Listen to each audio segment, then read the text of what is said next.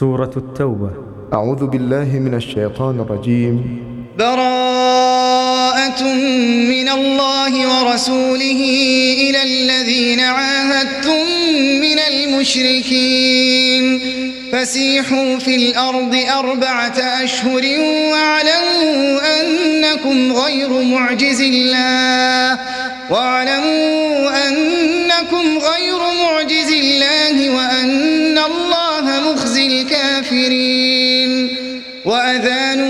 من الله ورسوله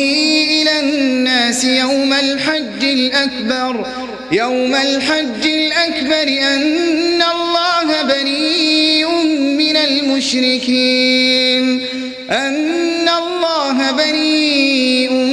المشركين ورسوله فإن تبتم فهو خير لكم وإن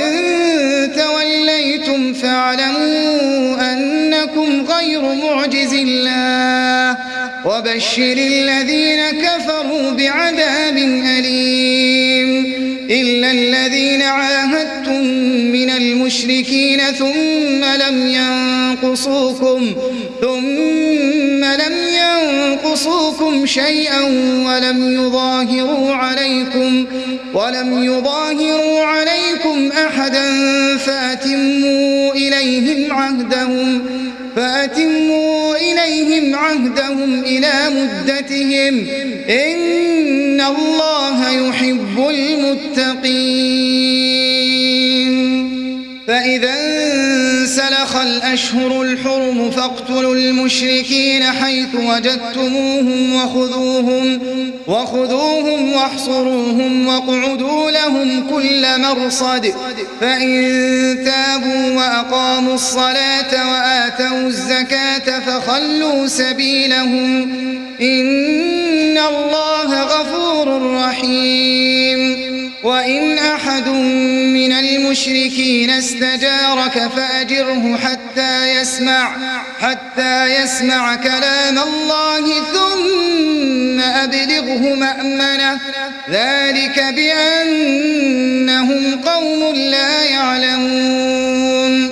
كيف يكون للمشركين عهد عند الله وعند رسوله إلا الذين عاهدتم عند المسجد الحرام فما استقاموا لكم فاستقيموا لهم إن الله يحب المتقين. كيف وإن يظهروا عليكم لا يرقبوا فيكم إلا ولا ذمة يرضونكم بأفواههم وتأبى قلوبهم وأكثرهم فاسقون. اشتروا بآيات الله ثمنا قليلا فصدوا عن سبيله إنهم ساء ما كانوا يعملون. لا يرقبون في مؤمن إلا ولا ذمة وأولئك هم المعتدون. فإن تابوا وأقاموا الصلاة وآتوا الزكاة فإخوانكم في الدين ونفصل الآيات لقوم يعلمون. وإن نكثوا أيمانهم من بعد عهدهم وطعنوا في دينكم فقاتلوا أئمة الكفر إنهم لا أيمان لهم لعلهم ينتهون. ألا تقاتلون قوما نكثوا أيمانهم وهموا بإخراج الرسول وهم بدأوكم أول مرة أتخشونهم فالله أحق أن تخشوه إن كنتم مؤمنين. قاتلوهم يعذبهم الله بأيديكم ويخزهم وينصركم عليهم ويشف صدور قوم مؤمنين. ويذهب غيظ قلوبهم ويتوب الله على من يشاء والله عليم حكيم. أم حسبتم أن تتركوا ولما يعلم الله الذين جاهدوا منكم ولم يتخذوا من دون الله ولا رسوله ولا المؤمنين وليجة والله خبير بما تعملون. ما كان للمشركين أن يعمروا مساجد الله شاهدين على أنفسهم بالكفر أولئك حبطت أعمالهم وفي النار هم خالدون. إنما يعمر مساجد الله من آمن بالله واليوم الآخر وأقام الصلاة وآتى الزكاة ولم يخش إلا الله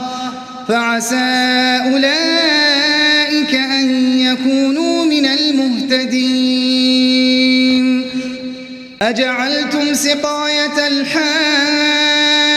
وعمارة المسجد الحرام كمن آمن بالله واليوم الآخر وجاهد في سبيل الله لا يستوون عند الله والله لا يهدي القوم الظالمين. الذين آمنوا وهاجروا وجاهدوا في سبيل الله بأموالهم وأنفسهم أعظم درجة عند الله وأولئك هم الفائزون. يبشرهم ربهم برحمة منه ورضوان وجنات لهم فيها نعيم مقيم خالدين فيها أبدا إن الله عنده أجر عظيم. يا أيها الذين آمنوا لا تتخذوا آباءكم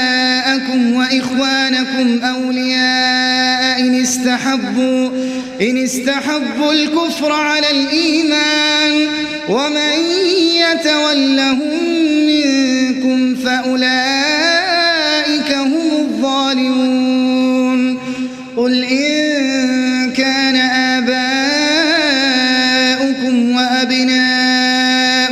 وإخوانكم وأزواجكم وعشيرتكم وأموال اقترفتموها وتجارة تخشون كسادها ومساكن ترضونها أحب إليكم من الله ورسوله وجهاد في سبيله فتربصوا حتى يأتي الله بأمره والله لا يهدي القوم الفاسقين. لقد نصركم الله في مواطن كثيرة ويوم حنين إذ أعجبتكم كثرتكم فلم تغن عنكم شيئا وضاقت عليكم الأرض بما رحبت ثم وليتم مدبرين. ثم أنزل الله سكينته على رسوله وعلى المؤمنين وأنزل جنودا لم تروها وعذب الذين كفروا وذلك جزاء الكافرين. ثم يتوب الله من بعد ذلك على من يشاء والله غفور رحيم. يا أيها الذين آمنوا إنما المشركون نجس فلا يقربوا المسجد الحرام بعد عامهم هذا وإن خفتم عيلة فسوف يغنيكم الله من فضله إن شاء إن الله عليم حكيم قاتلوا الذين لا يؤمنون بالله ولا باليوم الآخر ولا يحرمون ما حرم الله ورسوله ولا يدينون دين الحق من الذين أوتوا الكتاب حتى يعطوا الجزية عن يد وهم صاغرون. وقالت اليهود عزير ابن الله وقالت النصارى المسيح ابن الله ذلك قولهم بأفواههم يضاهئون قول الذين كفروا من قبل قاتلهم الله أنى يؤفكون. اتخذوا أحبارهم ورهبانهم أربابا من دون الله والمسيح ابن مريم وما أمروا إلا ليعبدوا إلها واحدا لا إله إلا هو سبحانه عما يشركون. يريدون أن يطفئوا نور الله بأفواههم ويأبى الله إلا أن يتم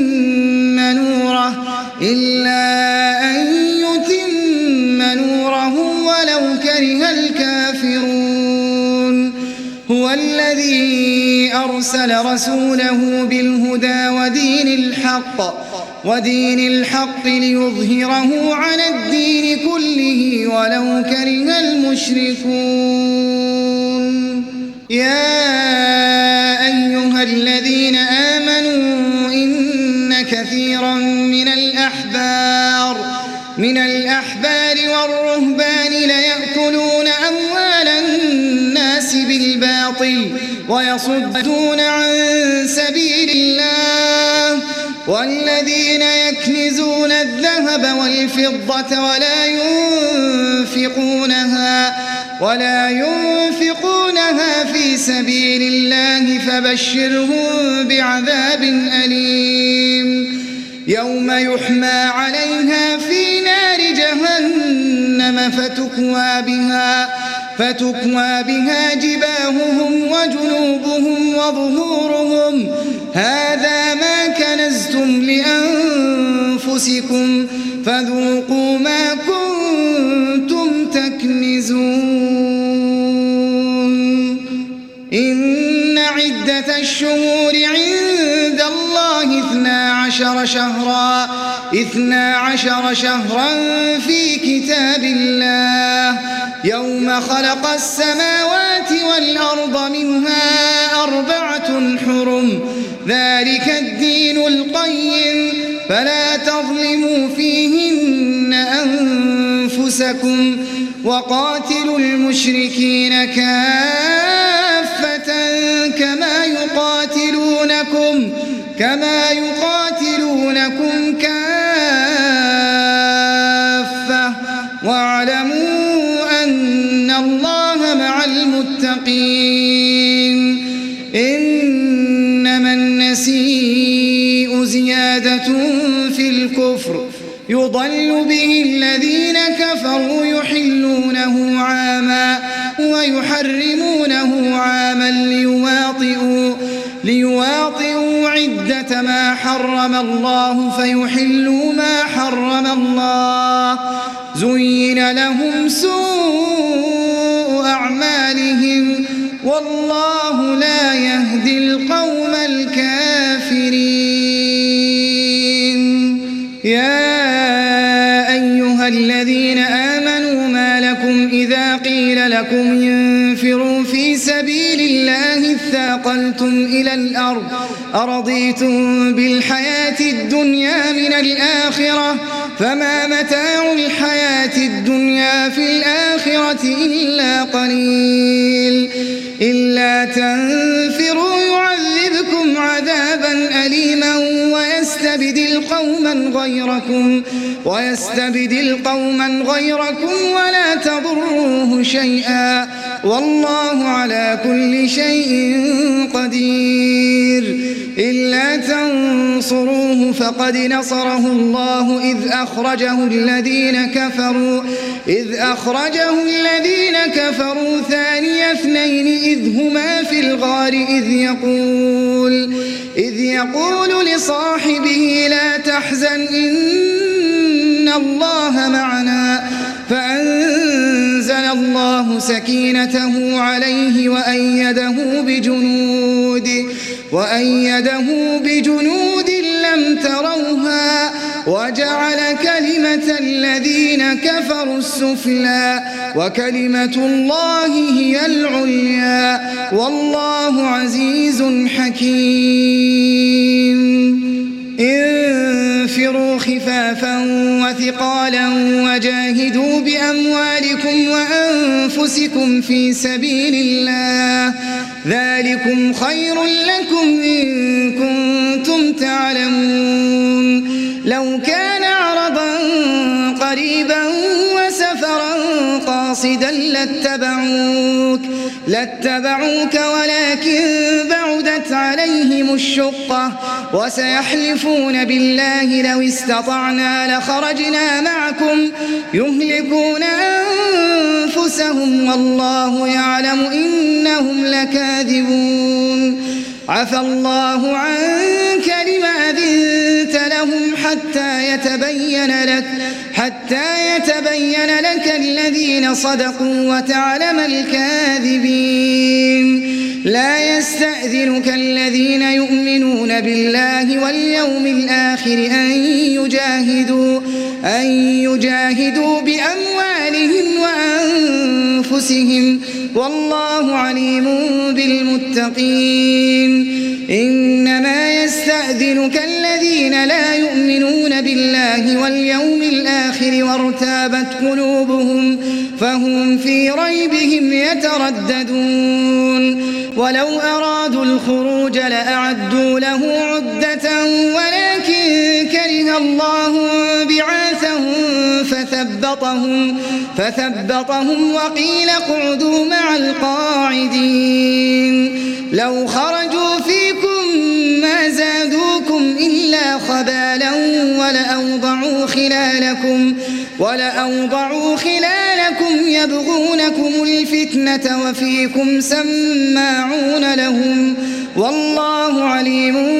بالظالمين. لقد ابتغوا الفتنة من قبل وقلبوا لك الأمور حتى جاء الحق وظهر أمر الله وهم كارهون. ومنهم من يقول ائذن لي ولا تفتني ألا في الفتنة سقطوا وإن جهنم لمحيطة بالكافرين. إن تصبك حسنة تسؤهم وإن تصبك مصيبة يقولوا قد أخذنا أمرنا من قبل ويتولوا وهم فرحون. قل لن يصيبنا إلا ما كتب الله لنا هو مولانا وعلى الله فليتوكل المؤمنون. قل هل تربصون بنا إلا إحدى الحسنيين ونحن نتربص بكم أن يصيبكم الله بعذاب من عنده أو بأيدينا فتربصوا إنا معكم متربصون. قل أنفقوا طوعا أو كرها لن يتقبل منكم إنكم كنتم وما منعهم أن تقبل منهم نفقاتهم إلا أنهم كفروا بالله وبرسوله ولا يأتون الصلاة إلا وهم كسالى ولا ينفقون إلا وهم كارهون فلا تعجبك أموالهم ولا أولادهم إنما يريد الله ليعذبهم بها في الحياة الدنيا وتزهق أنفسهم وهم كافرون ويحلفون بالله إنهم لمنكم وما هم منكم ولكنهم قوم يفرقون لو يجدون ملجأ أو مغارات أو مدخلا لولوا إليه وهم يجمحون ومنهم من يلمزك في الصدقات فإن أعطوا منها رضوا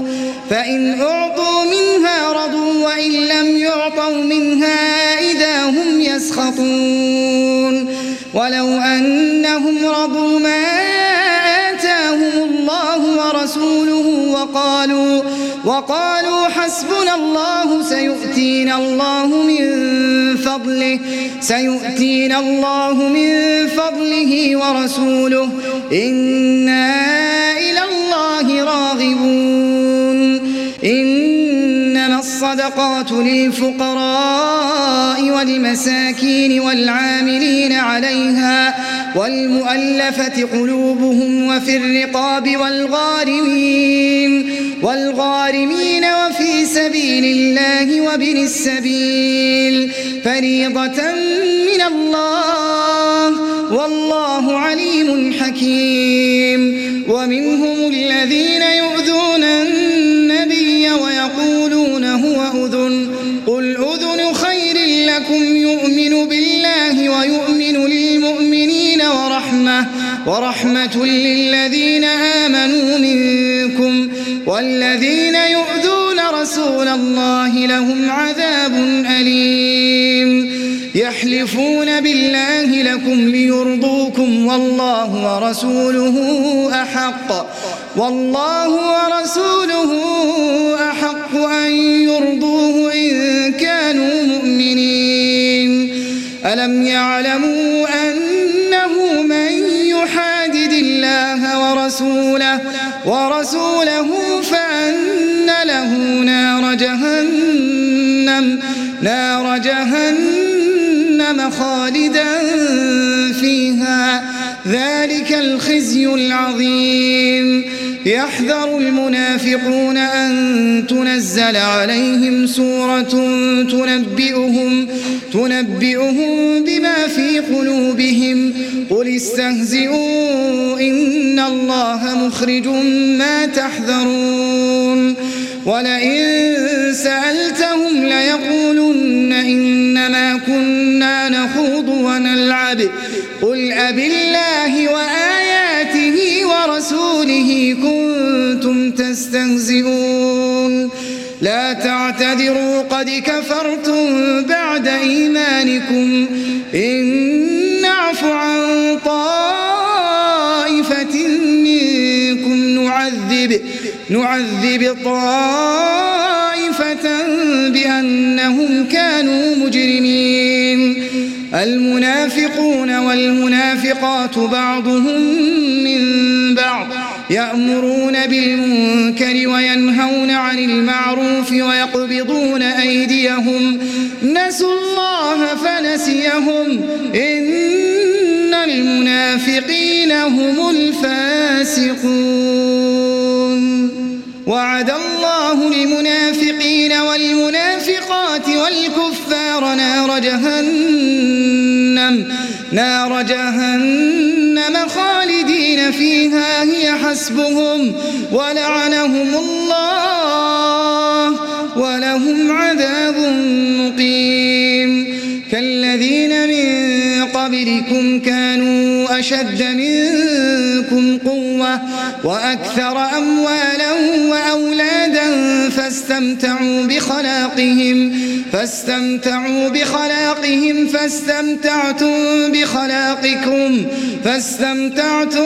بخلاقكم كما استمتع الذين من قبلكم بخلاقهم وخضتم كالذي خاضوا أولئك حبطت أعمالهم في الدنيا والآخرة وأولئك هم الخاسرون. ألم يأتهم نبأ الذين من قبلهم قوم نوح وعاد وثمود وقوم إبراهيم وأصحاب مدين والمؤتفكات أتتهم رسلهم بالبينات فما كان الله ليظلمهم ولكن كانوا أنفسهم يظلمون. والمؤمنون والمؤمنات بعضهم أولياء بعض يأمرون بالمعروف وينهون عن المنكر ويقيمون الصلاة ويؤتون الزكاة ويطيعون الله ورسوله أولئك سيرحمهم الله إن الله عزيز حكيم. وعد الله المؤمنين والمؤمنات جنات تجري من تحتها الأنهار خالدين فيها ومساكن طيبة في جنات عدن ورضوان من الله أكبر ذلك هو الفوز العظيم. يا أيها النبي جاهد الكفار والمنافقين واغلظ عليهم ومأواهم جهنم وبئس المصير. يحلفون بالله ما قالوا ولقد قالوا كلمة الكفر وكفروا بعد إسلامهم وهموا بما لم ينالوا وما نقموا إلا أن أغناهم الله ورسوله من فضله فإن يتوبوا يك خيرا لهم وإن يتولوا يعذبهم الله عذابا أليما في الدنيا والآخرة وما لهم في الأرض من ولي ولا نصير. ومنهم من عاهد الله لئن آتانا من فضله لنصدقن ولنكونن من الصالحين فلما آتاهم من فضله بخلوا به وتولوا وهم معرضون فأعقبهم نفاقا في قلوبهم إلى يوم يلقونه بما أخلفوا الله ما وعدوه وبما كانوا يكذبون. ألم يعلموا أن الله يعلم سرهم ونجواهم وأن الله علام الغيوب. الذين يلمزون المطوعين من المؤمنين في الصدقات والذين لا يجدون إلا جهدهم فيسخرون منهم سخر الله منهم ولهم عذاب أليم. استغفر لهم أو لا تستغفر لهم إن تستغفر لهم 70 مرة فلن يغفر الله لهم ذلك بأنهم كفروا بالله ورسوله والله لا يهدي القوم الفاسقين. فرح المخلفون بمقعدهم خلاف رسول الله وكرهوا أن يجاهدوا بأموالهم وأنفسهم في سبيل الله وقالوا لا تنفروا في الحر قل نار جهنم أشد حرا لو كانوا يفقهون فليضحكوا قليلا وليبكوا كثيرا جزاء بما كانوا يكسبون فإن رجعك الله إلى طائفة منهم فاستأذنوك للخروج فقل لن تخرجوا معي أبدا ولن تقاتلوا معي عدوا إنكم رضيتم بالقعود أول مرة فاقعدوا مع الخالفين ولا تصل على أحد منهم مات أبدا ولا تقم على قبره إنهم كفروا بالله ورسوله وماتوا وهم فاسقون ولا تعجبك أموالهم وأولادهم إنما يريد الله أن يعذبهم بها في الدنيا وتزهق أنفسهم وهم كافرون وإذا أنزلت سورة أن آمنوا بالله وجاهدوا مع رسوله استأذنك أولو الطول منهم وقالوا ذرنا نكن مع القاعدين رضوا بأن يكونوا مع الخوالف وطبع على قلوبهم فهم لا يفقهون لكن الرسول والذين آمنوا معه جاهدوا بأموالهم وأنفسهم وأولئك لهم الخيرات وأولئك هم المفلحون أعد الله لهم جنات تجري من تحتها الأنهار خالدين فيها ذلك الفوز العظيم وجاء المعذرون من الأعراب ليؤذن لهم وقعد الذين كذبوا الله ورسوله سيصيب الذين كفروا منهم عذاب أليم ليس على الضعفاء ولا على المرضى ولا على الذين لا يجدون ما ينفقون حرج إذا نصحوا لله ورسوله ما على المحسنين من سبيل والله غفور رحيم ولا على الذين إذا ما أتوك لتحملهم قلت لا أجد ما أحملكم عليه تولوا وأعينهم تفيض من الدمع حزنا ألا يجدوا ما ينفقون إنما السبيل على الذين يستأذنونك وهم أغنياء رضوا بأن يكونوا مع الخوالف وطبع الله على قلوبهم فهم لا يعلمون يعتذرون إليكم إذا رجعتم إليهم قل لا تعتذروا لن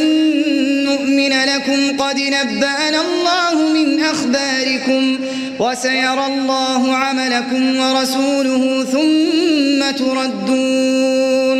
ثم تردون إلى عالم الغيب والشهادة فينبئكم بما كنتم تعملون سيحلفون بالله لكم إذا انقلبتم إليهم لتعرضوا عنهم فأعرضوا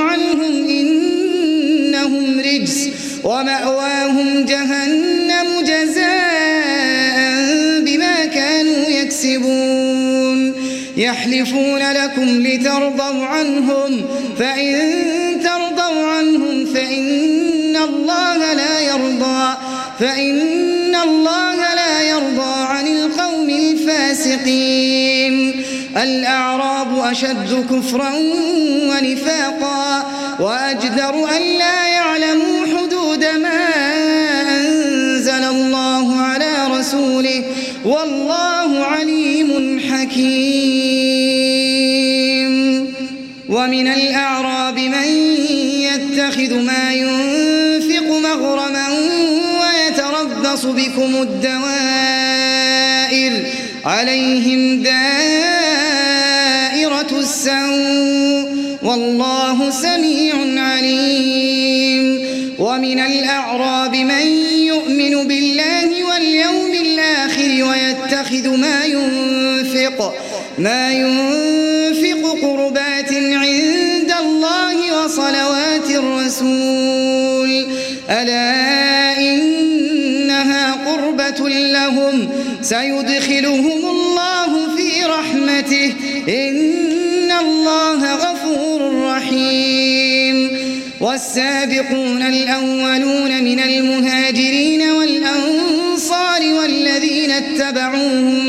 والذين اتبعوهم بإحسان رضي الله عنهم ورضوا عنه وأعد لهم جنات تجري تحتها الأنهار خالدين فيها أبدا ذلك الفوز العظيم وممن حولكم من الأعراب منافقون ومن أهل المدينة مردوا على النفاق لا تعلمهم نحن نعلمهم سنعذبهم مرتين ثم يردون إلى عذاب عظيم وآخرون اعترفوا بذنوبهم خلطوا عملا صالحا وآخر سيئا عسى الله أن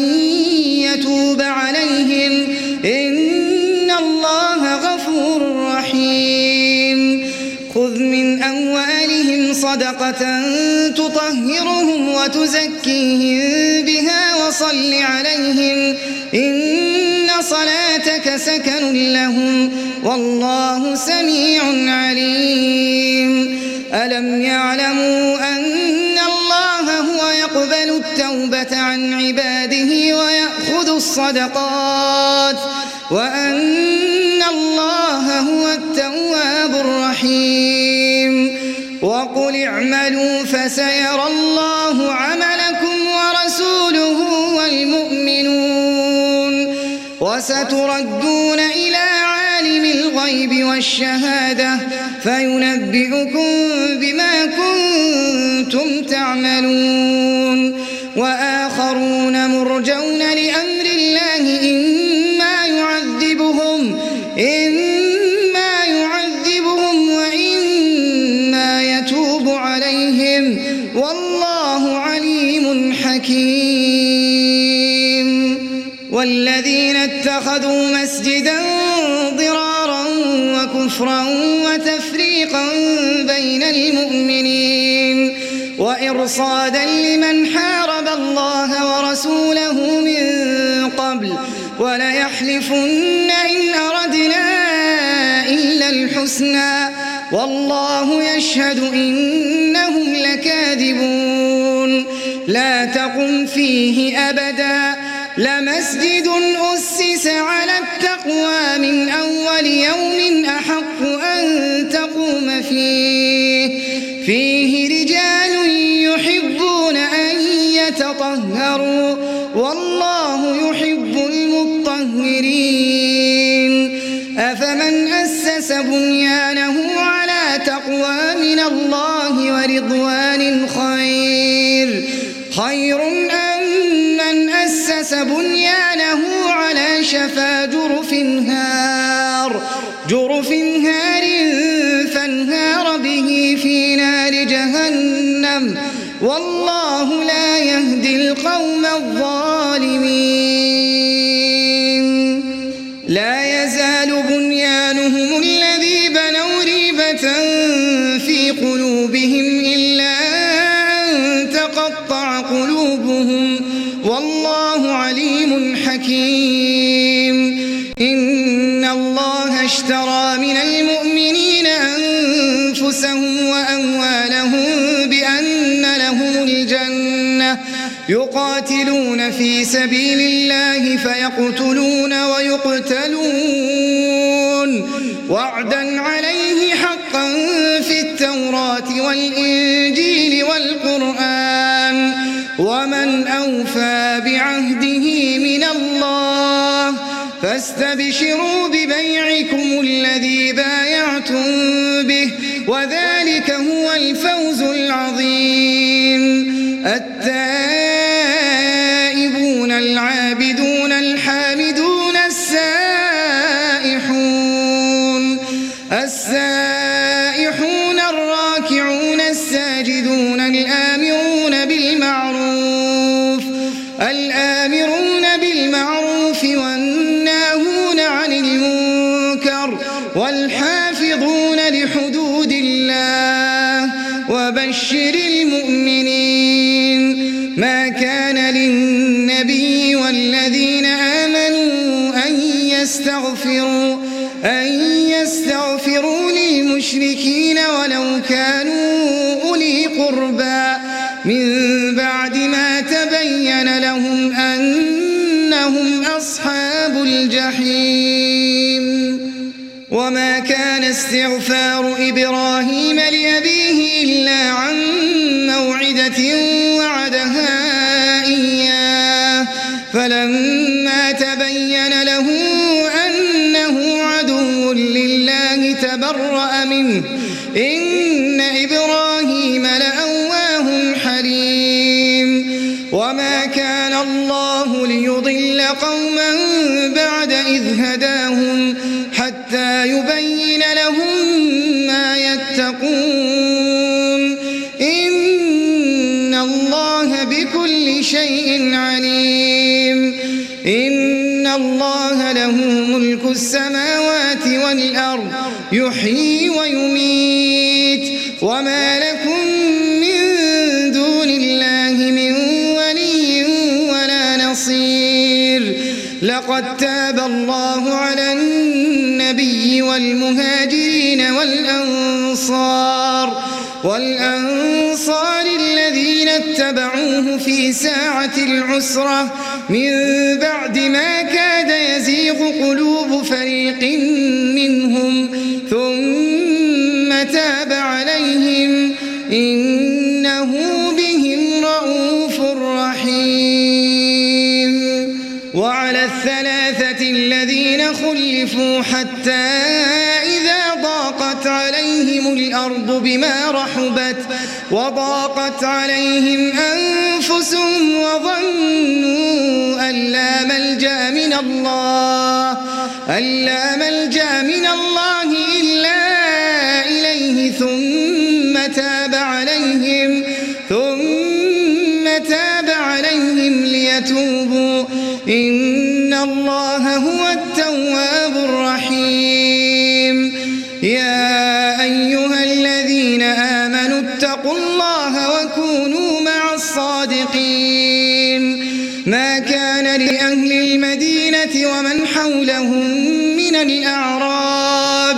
من الأعراب أن يتخلفوا عن رسول الله ولا يرغبوا بأنفسهم عن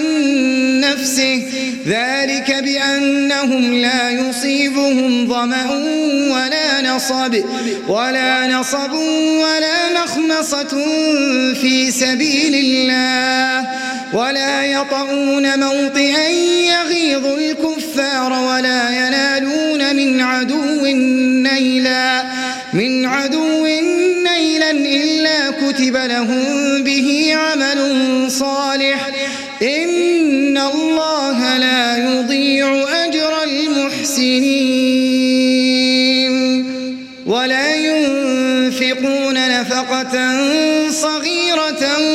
ولا كبيرة ولا يقطعون واديا إلا كتب لهم ليجزيهم الله أحسن ما كانوا يعملون. وما كان المؤمنون لينفروا كافة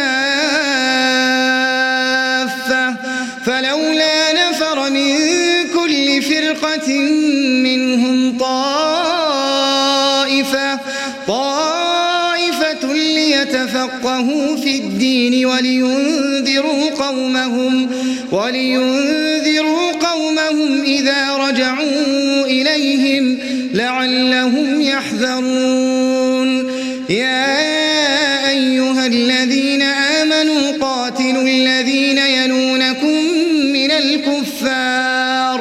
من الكفار وليجدوا فيكم غلظة واعلموا أن الله مع المتقين. وإذا ما أنزلت سورة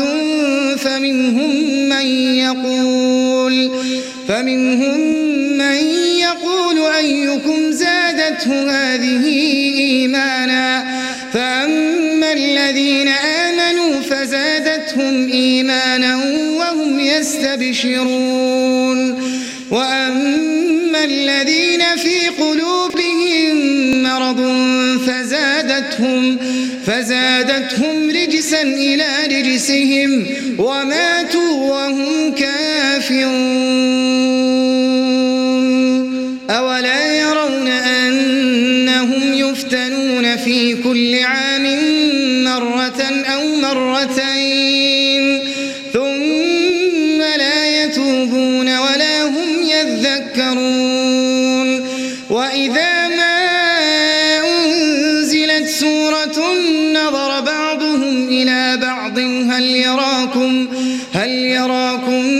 من أحد ثم انصرفوا صرف الله قلوبهم بأنهم قوم لا يفقهون. لقد جاءكم رسول من أنفسكم عزيز عليه ما عنتم حريص عليكم بالمؤمنين رؤوف رحيم. فإن تولوا فقل حسبي الله